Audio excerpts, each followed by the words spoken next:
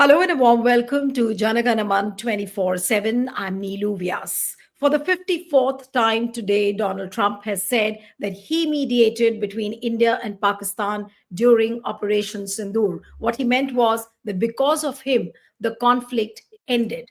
And then he spoke about the trickiest aspect, and that was how many planes were shot down during Operation Sindoor. Now, earlier in the initial period, uh, he quoted a number, there's a few numbers were quoted, like three planes were downed, then somebody said five jets were downed, then somebody said six jets were downed, and today Donald Trump said that seven beautiful brand new planes were downed or were fired during Operation Sindoor. Now that is something about which Modi government has been very tight-lipped. Even the people from the armed forces have not spoken directly about it ever so far. It's almost like 6 months. So, what does Donald Trump want out of India? What does he want out of Modi? Today, we'll try and understand. And there is a certain unpredictability factor that looms large with Donald Trump. No one knows what he's going to do next. Joining me this evening is a very special guest, and I'll introduce you to him. He's Manu Bhagwan. He's an Indian American historian, professor of history and human rights at Hunter College and the Graduate Center of the City University of New York. He's also a senior fellow at the Ralph Bach Institute. Thank you so much, Manu, for joining on Janaganaman. It's a pleasure having you on the program. And I'll begin with the unpredictability factor of Donald Trump. Uh, for the 54th time, he's going on mentioning about Operation Sindoor and what happened between India and Pakistan, knowing that it's a very tricky aspect. And he talks about a third party mediation, which is such a sensitive issue for India. India has categorically rejected it so far that there has been no third party mediation. What does Donald Trump really want out of Prime Minister Modi or out of India? Well, first of all, Nilu, thank you for having me on your program, and it's a pleasure. The pleasure to be here is all mine. I think you've encapsulated some of the issues in your framing, which is that there is this large unpredictability factor, which makes providing clear commentary or determinative conclusions about what is going on rather difficult. So what I say here is analytical, but obviously without all pieces of information, additionally a bit speculative. So what I think is going on, there are multiple issues at play. The first is that in Donald Trump's case, I think he genuinely would like a Nobel Prize. He would like a Nobel Prize. He would like the Nobel Prize for Peace because I think that's the one he thinks he can qualify for. And the reason I think that he wants it for real is because Barack Obama won it, and the way he fashions his presidency is as, in essence, the anti-Obama. And so he wants to make sure that he has everything that Obama had and more. So in order to secure this prize, he fashions himself as a peacemaker, and he's running around saying these things about solving many conflicts. Now, should we take what he says about India and Pakistan with a grain of salt?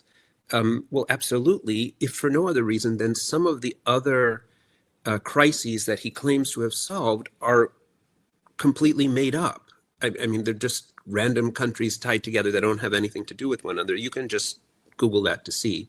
And so whether or not they played a role is questionable. So on the other side of this, we have two other issues, which is anytime that there is conflict, we have something called the fog of war. We don't know exactly what the decisions are. We don't know why they're being made. And the people who are making the decisions themselves in the fog of war don't know what the other side is planning, and they're kind of half blind as they make their choices. So to an extent, for national security reasons and so on, these kinds of things can be clouded. However, we're, as you noted in your remarks, well past the conflict point at this point. And it is not unreasonable in a democracy to expect all concerned parties to provide transparent evidence of whatever their claims might be, so that we can judge for ourselves what the conclusion is. So this, I think, speaks to the problem of withholding information or holding too many cards privately. There might be reasons for it, but they come with a downside, and the downside is this, that it leaves so much room for people to make all kinds of claims, and no one can determine what's true. So here's what I would say, is that whoever is making these claims, I mean, there's ultimately evidence for it, whatever it is. What exactly happened in the theater of war? Was there a phone call? Was there not a phone call? There's evidence. And so I think it's incumbent upon whoever is trying to be persuasive to provide this for us. Right. But Professor Bhagwan, when you say that there is evidence, but I'm sure both sides, whether it is America or India, wouldn't ever show that kind of evidence. It would never come in the public domain because maybe for matters of national interest or national security, they wouldn't reveal the evidence. So in that case, there's a lot of cloud, there's a lot of fog. We do not know what the exact picture is. But then all this is coming at the cost of the political constituency of Prime Minister Modi. Everyone is questioning him, then why are you tight-lipped? Why are you silent over what Donald Trump is saying? So how does he carry on? And will Donald Trump continue in this fashion? Today he's spoken for the 54th time. He might say it for another 100th time. We do not know. And our Prime Minister will continue to remain silent. So, I mean, I don't understand this situation. Isn't it very complicated for Prime Minister Modi and for India as well? Undoubtedly. For the Prime Minister, there's an additional concern. The Prime Minister is the representative of the country, which is that Donald Trump has initiated very high tariffs against India, ostensibly because India is purchasing Russian oil in the context of the Ukraine conflict, which Trump also claims that he wishes to solve. So India and the US are in the midst of trade negotiations, and they're hoping to come to a trade agreement that isn't settled yet. Now, the context in which we consider this is actually fairly positive. It appears that Trump is indeed moving towards trade settlements with other countries. Notably, he's done so just now with China, and he's talking up an agreement with Brazil. So it looks like he has an interest in actually coming to terms. In that case, if we look at what he did with China, we see that he threatened incredibly high numbers in response to China's claims about rare earth minerals. So it's possible that all of this is just negotiating tactics. It's hardball, and it's meant to strengthen the U.S. hand and pressure India into making what Trump believes is a fair deal, ultimately amicable for both sides. I'm not sure what the best strategy here is.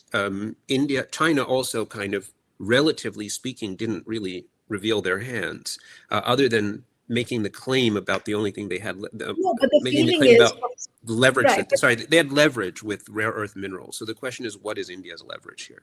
Right, but Professor Bhagwan, the impression which everyone gets is that Trump is trying to pressure Prime Minister Modi to the extent that he would give a lot of concessions from the Indian side. And what if it is not in the national interest? There are a whole lot of questions regarding that. So how does one answer? Well, I'm sure that from the U.S. point of view, from Trump's point of view, he's looking to get the best deal possible, which may not align with India's interests, which may, in fact, come with a price. I mean, I think in the context of any negotiation, ultimately, there's give and take, and you want to land on a compromise where you give some things, you take some things. That's the way most normal negotiations work. So in that sense, it's not unsurprising that Trump might be making these claims, and it's India's role, it's the role of its negotiators and the government's team to make sure that India gets the optimal deal possible as well. They need to get some benefits out of the trade deal. So I think that's the larger context in which you're talking about these the claims about, and by the way, Trump's claims about settling the differences between India and Pakistan. He's overt. He says he's doing this specifically. He did this specifically by threatening trade. So he's using trade as leverage to do these things. I would say separately that one of the most obvious things then is that from India's point of view is you shouldn't be beholden to any one country in trade deals, obviously, because it creates too much leverage. From the US point of view, the economy is centered on the dollar. The global economy is centered on the dollar, and they have the upper hand, and they're playing it. But how does one remove this impression that India almost looks like a hostage of Donald Trump's pressures, Donald Trump, and whatever policies he has in mind? Doesn't it look like that he's made Prime Minister Modi almost like a hostage? Well, I would say that India isn't alone in this, in the sense that this is the same conversation that I think is taking place in every capital around the world subjected to these tactics. For instance, one only needs to look to the United States neighbor to the north, Canada, a newly elected prime minister in Mark Carney. Carney has, there was a lot of heated rhetoric leading up to Carney's election. That toned down, negotiations were underway. And then Doug Ford, a local politician there, bought some ads to play in the United States using the former Republican President Ronald Reagan's own words, criticizing tariffs. This set Trump off, and he declared that negotiations with Canada were terminated. In which case you might ask that same exact question: is Mark Carney or Canada being held hostage to the whims of Donald Trump?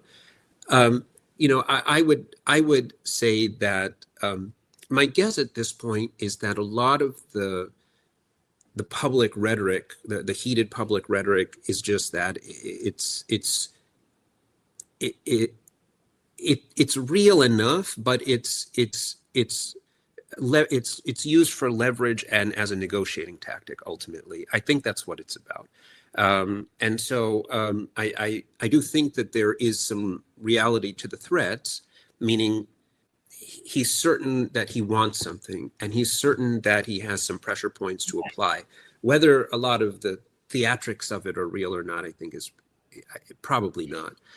But he does intend to follow through in some way, and he's using this as pressure to push it through. I know it feels like a hostage situation, but I think it's probably most helpful to think of this as strong arm negotiating tactics, and it's up to the Indian side to think of it as an arm wrestling match. You want it to both ultimately be neutral, so you want a strong enough arm on the other side also. And I think ultimately that's Trump's goal too. It's strange for all that he says. I mean, he repeatedly kind of comes back to India also. So I think it's a bit of an act, and I think that it's that there's some balance there. That's my takeaway. And if one asks, well, what about Pakistan, for example, where Trump has said positive things about Pakistan on a number of occasions? I think to the extent that he is interested in, I think there's a number of ways to look at it. I think that on the one hand, saying he wants reasonably positive relationships with every country I don't think that's unreasonable to say. And I think that he furthered that by saying he wants a good relationship with Pakistan, but not at the cost of India. I think that I think there's different kinds of signals. I think the public show and the private diplomacy are probably a little bit different. Right. So, what is your sense of the manner in which India is responding? Do you think that's on the right direction? Especially when Prime Minister Modi is tight-lipped, we don't get to hear too much from the cabinet ministers as well, except for the statements, of course, made by the Ministry of External Affairs through the spokespersons. But they do categorically deny whatever has happened, whatever Donald Trump has said. Say, for example, about the Operation Sindoor, or the tidbits about the conversation, the phone conversation between Donald Trump and Prime Minister Modi. So they have categorically rejected everything. And here the opposition has gone to town saying that Prime Minister Modi, it's looked like it's like Modi has surrendered completely. So what will happen ultimately to Prime Minister Modi's image if he continues to remain silent, and if Donald Trump continues to keep talking like what he has been doing for the last 8 months? I'd say that I'd say the Indian government is unquestionably in a tight spot.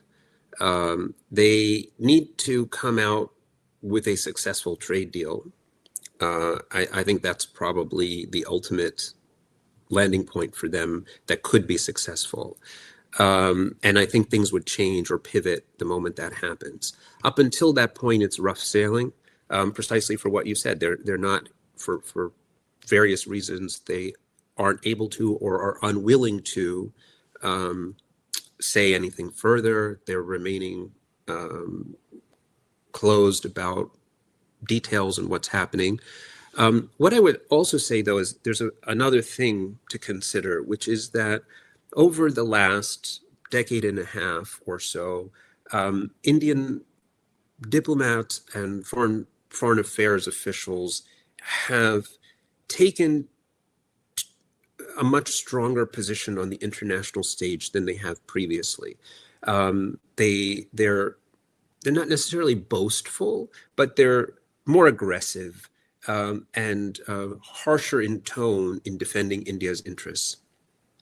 And that served India well or okay for a period of years, but what we're seeing now is the limits of that. Right. Without corresponding charm offensives, without corresponding senses of humor and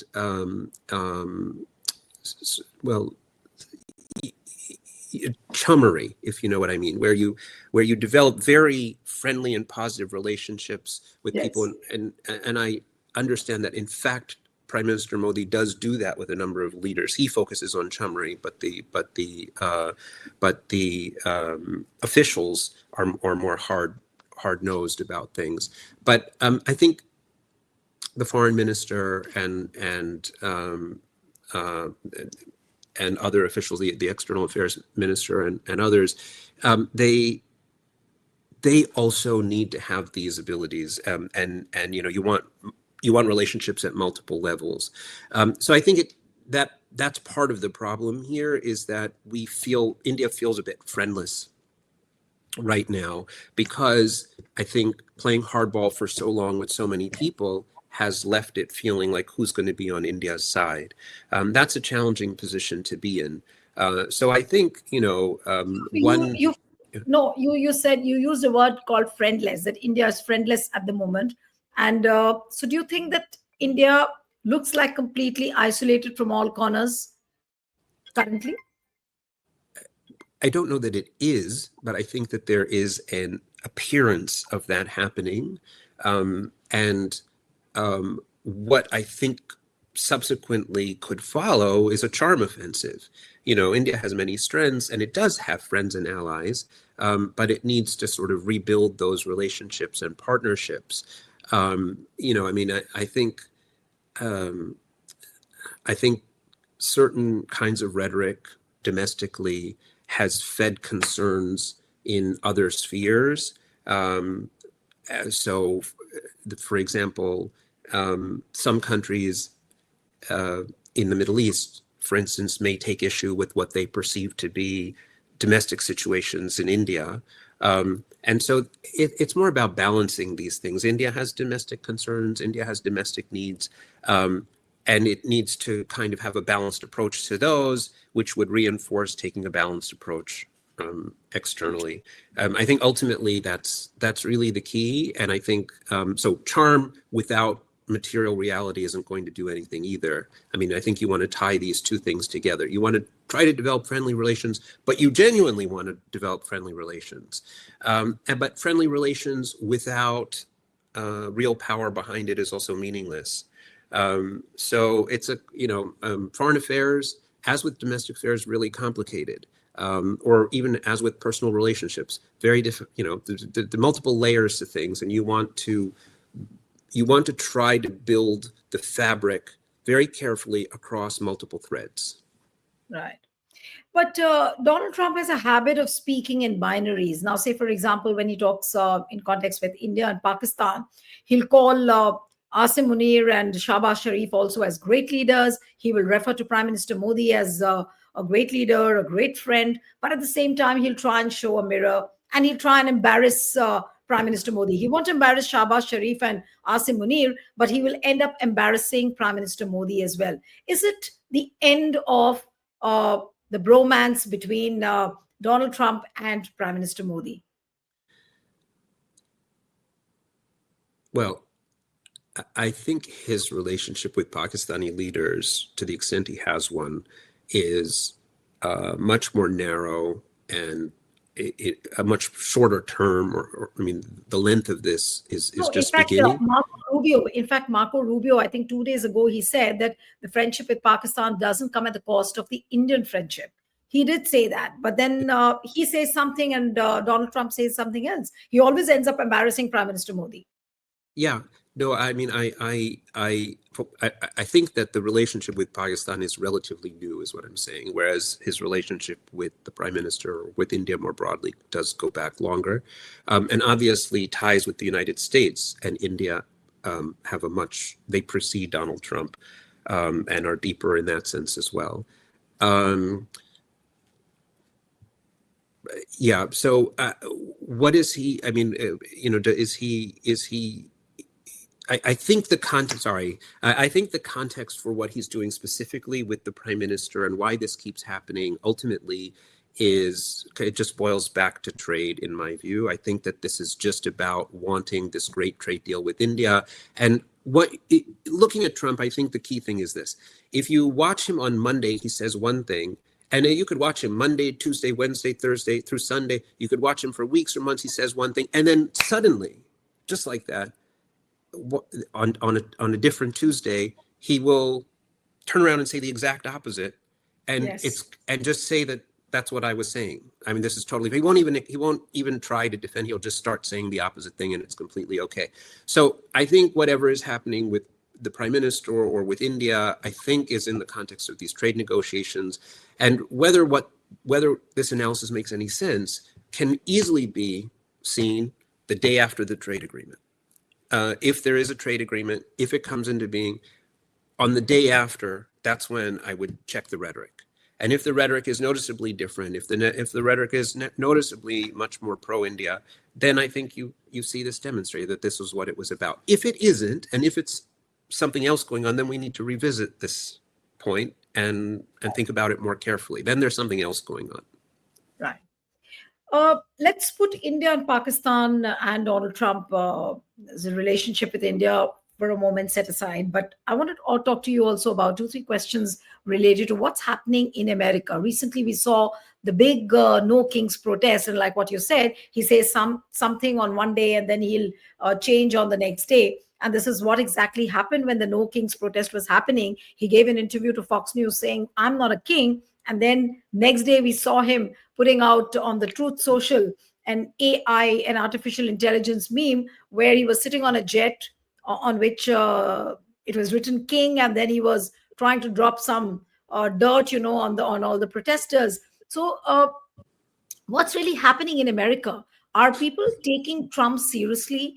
Are they scared because we in India keep talking about the fact that we are turning into an authoritarian democracy. We are talking about the fact that it's becoming an autocratic democracy here in India. But what's happening back there? India, it took about 11 years in India to reach a situation like this, but the decline in America seems to go faster in just about 8, 9 months. Look what Donald Trump has done to America. What's happening there? Are people really, really troubled about the fact how things are moving?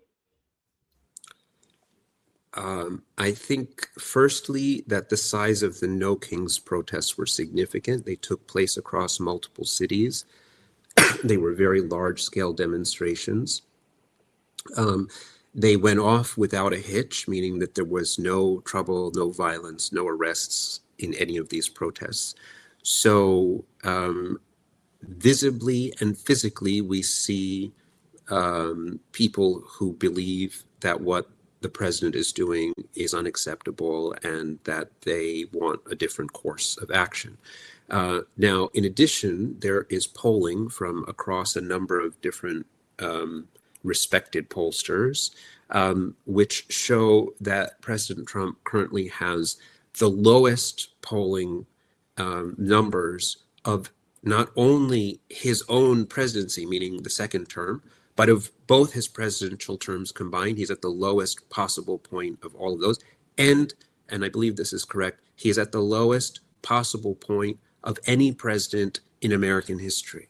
So in that sense, he's deeply unpopular. I say this, though, with a caveat, which is polling has missed the mark with Donald Trump repeatedly.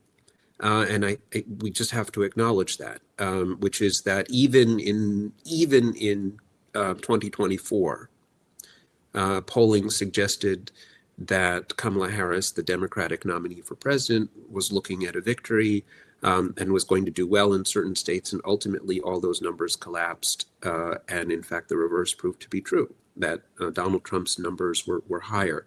So he does tend to have a silent group of people hidden that doesn't always appear in polling. So it's, I would say that we have demonstrated discontent by the protests, and I would say that we have these polling figures that show this. What is the reality? I think that is the reality, but it's very hard to put this to the test. We do have one other thing, though, where we can find out whether this is true, and that is what's happened in special elections or in regular elections that are off cycle. So special elections have, by and large, gone the way of the Democrat, and by very, very large margins, including in seats that were long held by Republicans. So that signals, indeed, that, again, that there is this shift. And that the polling and the protest numbers appear to be accurate. And then lastly, we see what's happening in the mayoral election in New York City, where Trump has threatened a number of things. He's tried to indirectly intervene, and the various different parties have tried to defeat the Democratic nominee. Well, it hasn't happened yet. The election is around the corner. But as of the latest polling in New York City, the Democratic nominee does appear to be on track to win. So we'll see what happens on Tuesday. But if that does prove true, that also would be significant. There are several reports of how Donald Trump is trying to change the Constitution. And of late, he's also spoken about the fact that he's trying to seek a third term, which is constitutionally and legally not possible. And of course, I think I heard the speaker also say the same thing. Mike Johnson, the House Speaker, he dismissed the notion of Trump extending his stay in the White House beyond the 2 terms. Do you think Trump is really capable of changing the Constitution, or will the House let that happen? Or it's something which is very far-fetched right now? I would say that everyone should take these claims very seriously. I wouldn't put it beyond the pale for a couple of different reasons. The first is that there is a long tradition, going all the way back to George Washington, the first president of the United States, that presidents seek only 2 terms.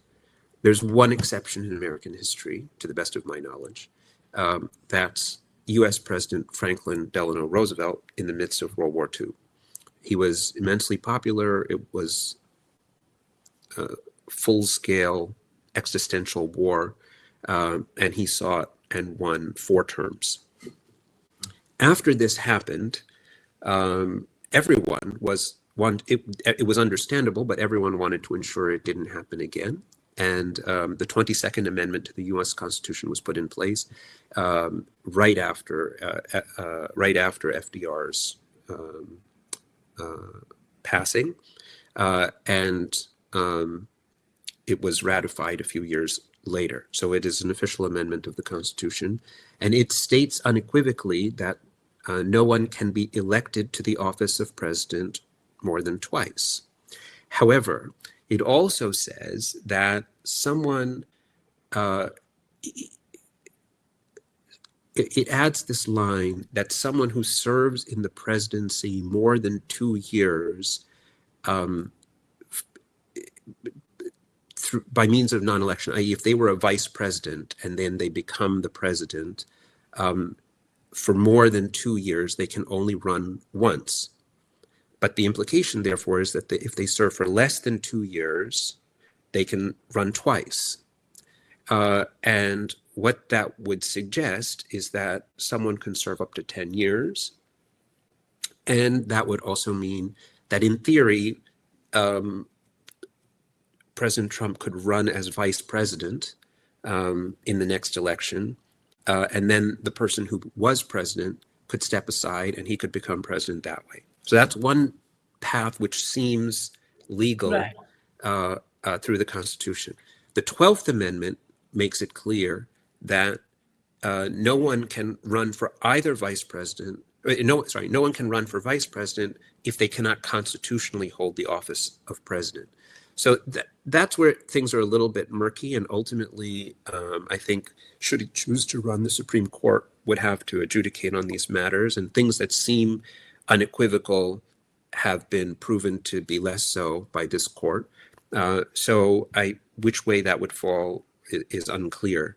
I would say that there's probably another path, which is that some other team could run as president and vice president, and President Trump could be named the Speaker of the House. The Speaker of the House does not need to be an elected member of the House of Representatives. So he could be named the Speaker, and then the President and Vice President elected could step aside. Chances of that happening, I think, whoever they are, would be very slim. Whatever they might say now would be very slim, but it's possible. They could step aside, and he would then be next in line to the presidency. He could then again become the president.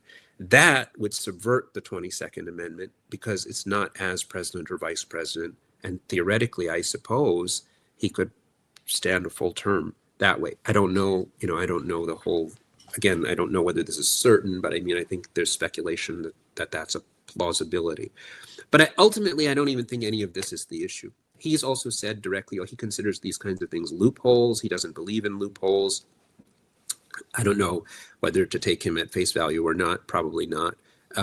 But I think the other thing he might just do is just run, literally just run, and just challenge people to say, what are you going to do to stop me?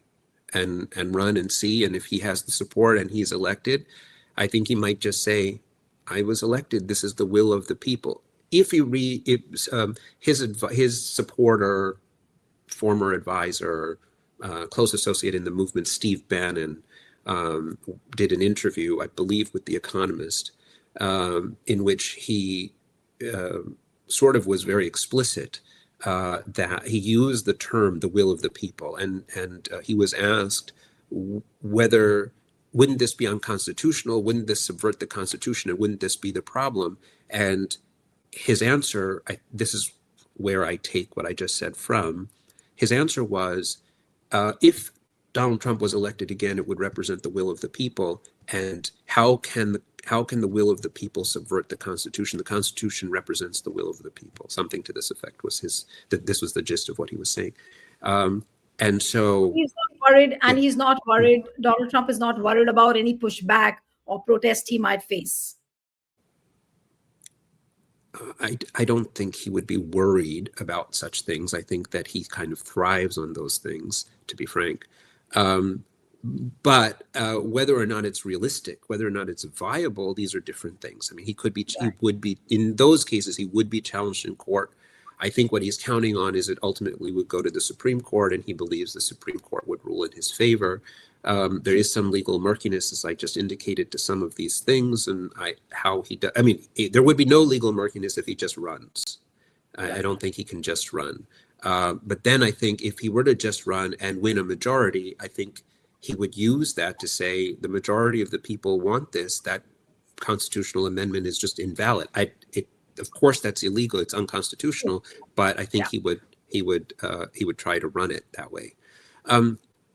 But I would also say one other thing, which is that some of this is I wouldn't necessarily call it a distraction. It's telling of mindset, but it's also there might be political purpose to it that we can't necessarily ascertain just yet. More importantly, I think we have local elections this year, next week, and then we have next year there are House and Senate races. There's a federal election next year. The midterms are called.